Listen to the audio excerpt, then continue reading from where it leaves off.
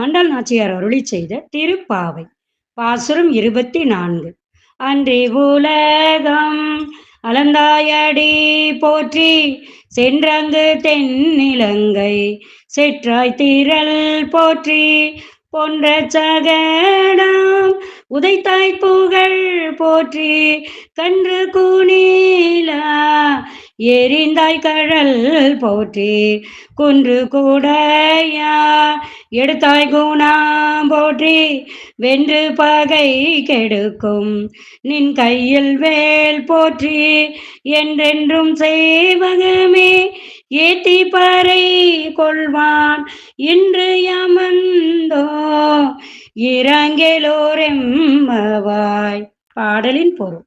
மகாபலி இந்த உலகத்தை கைப்பற்றிய காலத்தில் அதை 3 அடிகளால் அளந்து உன்னுடையது என்று உணர்த்தியவனே, உன் திருவடிகளுக்கு வணக்கம்.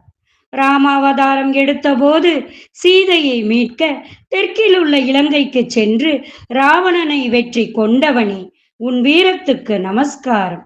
சக்கர வடிவில் வந்த சகடன் என்ற அசுரனை ஒரே உதையில் வீழ்த்தியவனே, உன் புகழுக்கு வந்தனம். கன்று வடிவில் வந்த வத்சாசுரனை தடியாக கருதி அவனை விளாமர வடிவில் வந்த கபிதாசுரன் மீது எரிந்து அழித்தவனே, உன் கால்களில் அணிந்த வீர கடலுக்கு மங்களம் உண்டாகட்டும்.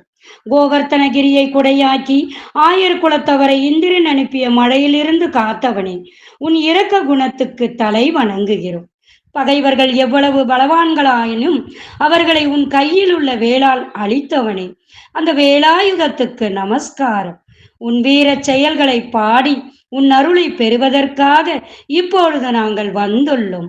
எங்கள் மீது இரக்கம் காட்ட வேண்டுகிறோம். இந்த பாசுரம் மிகவும் முக்கியமானது. இதை தினமும் நாம் பாராயணம் செய்யலாம்.